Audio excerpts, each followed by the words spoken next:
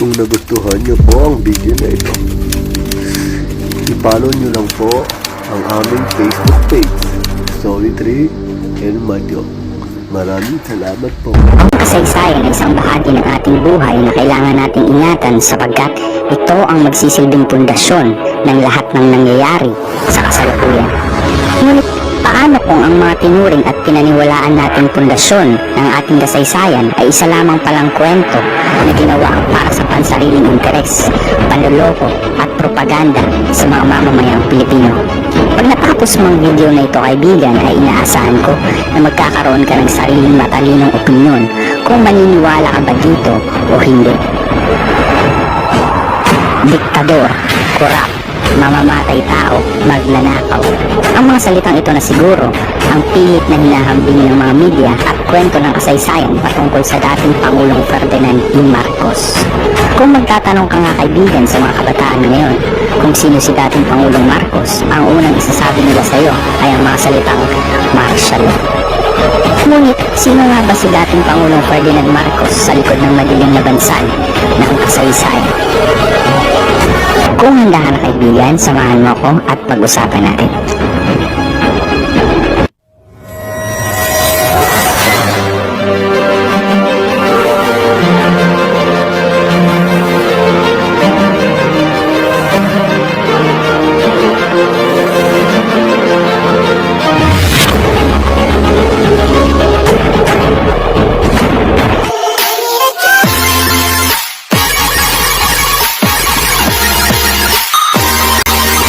Bago ka pa lang sa YouTube channel ko, kaibigan, maaari mo bang i-click ang subscribe button, pati na rin ang notification bell para updated ka sa mga videos ng channel na ito. Si Ferdinand Edralin Marcos ay isinilang noong ika-11 ng Setyembre 1917 sa Sarat, Ilocos Norte. Ang kanyang mga magulang ay si Mariano R. Marcos at Doña Josefa Edralin. Mayroon siyang tatlong kapatid, sina Dr. Pacifico, Elizabeth at Fortuna. Nakapagtapos ng elementarya sa paaralang sentral ng Sarat at kumuha naman siya ng abogasya sa Universidad ng Pilipinas at nagtapos bilang cum laude noong Marso 1939. Nagre-review si Marcos noon para sa bar exam nang matalo sa ikalawang pagkakataon bilang kongresista ang kanyang ama na si Mariano Marcos. Ang tumalo sa kanyang ama ay si Julio Nalundasan.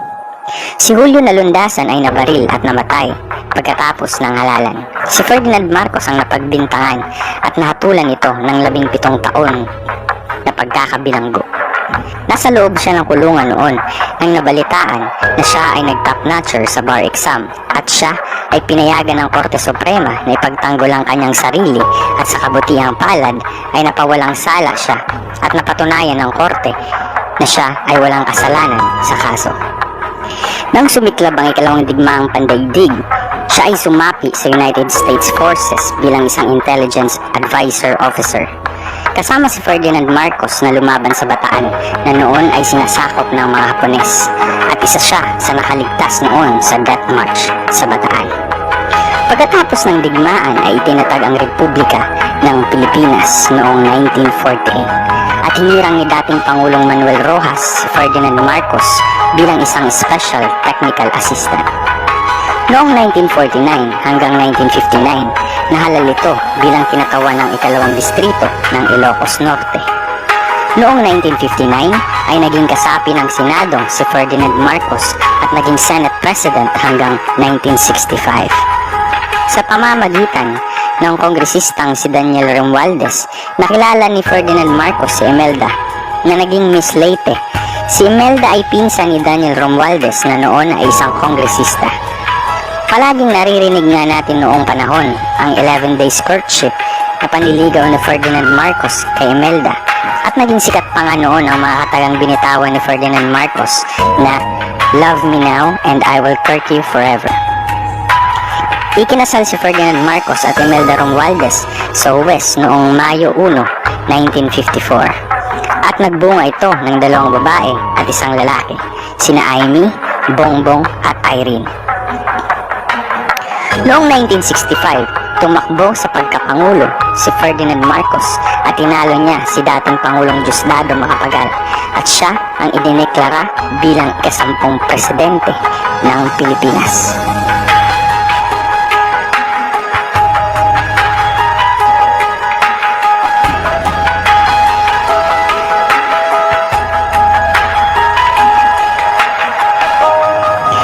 Ferdinand E. Marcos ang ika-10 Pangulo ng Pilipinas.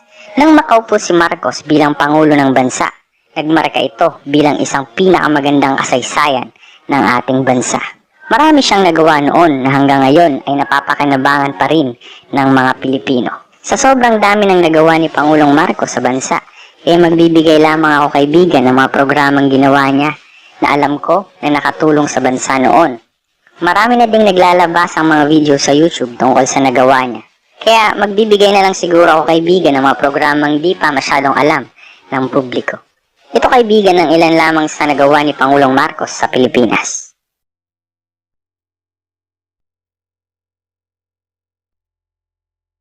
Ang pinakalayunin ng programang Green Revolution ni Pangulong Marcos ay para pataasin ang food production ng bansa at maging self-sufficient ang Pilipinas pagdating sa palay at bigas. Programang ito kasama ang mga mananaliksik ay nakadevelop ng tinatawag nilang IR-8 hybrid rice.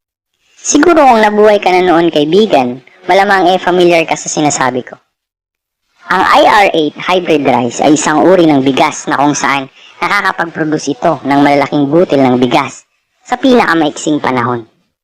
At dahil sa programang ito, ang produksyon ng bigas sa Pilipinas ay tumaas. Kaya naman, ang Pilipinas noon ay number 1 exporter ng bigas sa buong Asia. Unang pagkakataon ng Pilipinas na maging self-sufficient ang bansa dahil sa programa na ito ni Pangulong Marcos.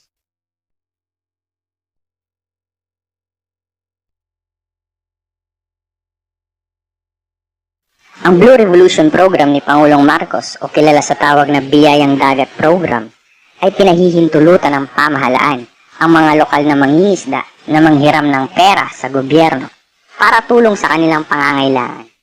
Ang programa ding ito ay tinutulungan ng mga lokal na mangingisda ng iba't ibang pamamaraan ng pangingisda para sa pagdami ng kuha nila at produksyon. Nang dahil sa programang ito, ang mga isda katulad ng bangus, tilapia, hipon at iba pa ay naibibenta sa merkado sa murang halaga.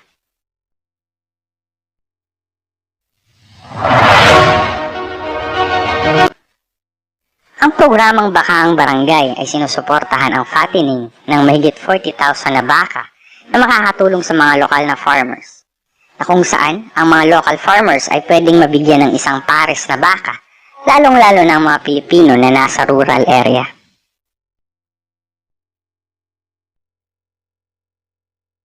Presidential Decree No. 27 or Tenant Emancipation Act of 1972.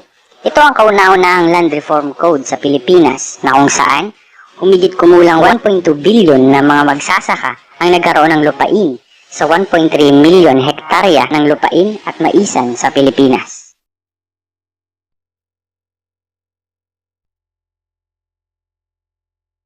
Noong October 19, 1979, si Pangulong Marcos ay nag-utos sa Ministry of Health na i-adapt ang Primary Health Care or PHC. Sa pamamagitan ng medical program na ito ay nagkaroon ng access at tulong ang mga kababayan natin, lalo na ang mga kababayan natin na nasa remote area. Ang layunin ng programang ito ay para mapataas o ma-improve ang healthcare ng bawat komunidad. Ayon sa United Nations na ang programang ito ni Pangulong Marcos noon ay pinaka-epektibong programang pangkalusugan.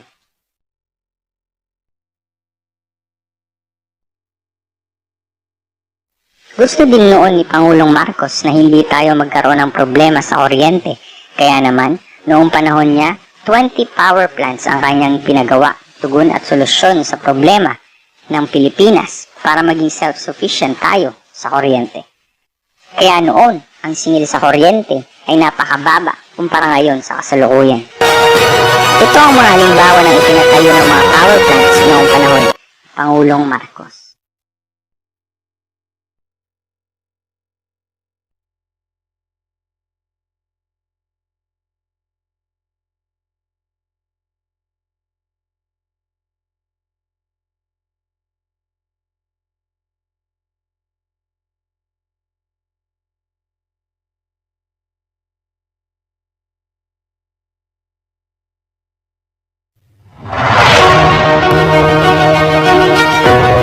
Ilan lang ito kaibigan sa mga infrastruktura na binigyang prioridad noong panahon ni Pangulong Marcos. Isang pangkabuuhang kaunlaran para sa Pilipinas, hindi lamang sa mga gusaling na itayo, kundi sa isang matatag na republika.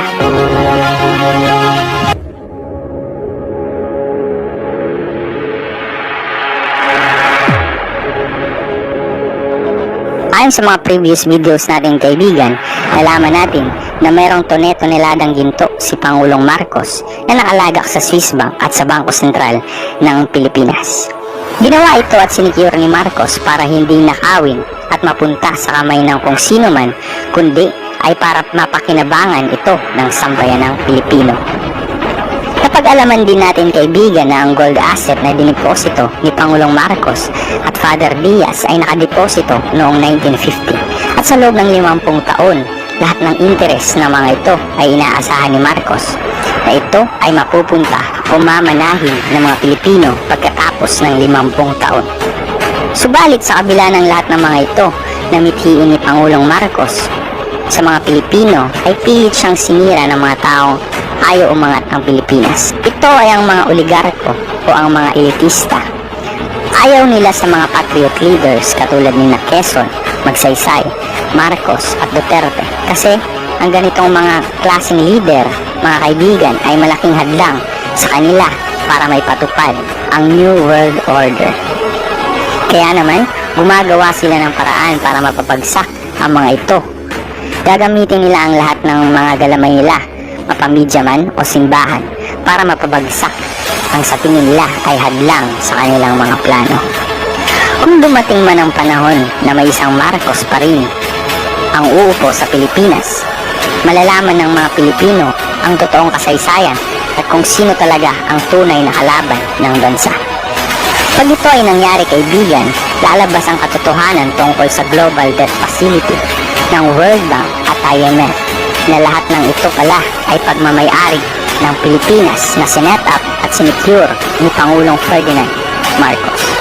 Ibig sabihin nito kaibigan ay lalakas ang pera ng Pilipinas dahil ito ay magiging gold backup ng bansa at hindi na tayo dedepende sa US dollar. Dahil ang katotohanan kaibigan, ang US dollar ay wala namang backup na ginto. Pag nangyari ito, mapipilitan ang Federal Reserve na magdeklara ng bankruptcy dahil mahihigitan ng Philippine peso ang dollar dahil sa value nito na may katumbas na ginto. Kung mangyari ito kaibigan, isipin mo, babagsak lahat ng bansa at ang ekonomiyang nakadepende sa dolyar ay hihina ang value sa stock market. Kaya naman, mapipilitan ng iba't ibang bansa na makipag-tie up sa Pilipinas. Kung hindi nila gagawin ito, ay mawawala ng value ang kanilang pera o currency.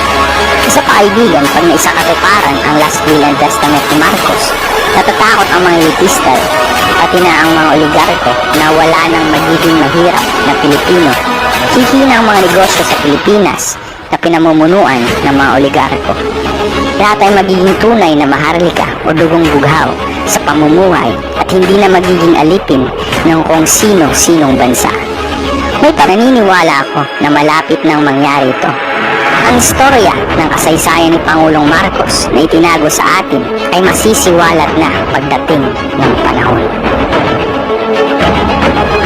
Kaya mga kaibigan, kung ikaw ay isang taong nagmamahal sa bansa, buksan natin ang ating mga mata at huwag nang magbulag-bulagan. Piliin natin ang tunay na leader na makakapagpaangat sa Pilipinas. I got broads in Atlanta, just to me in the family. Credit cards and the scammers, hitting the licks in the van.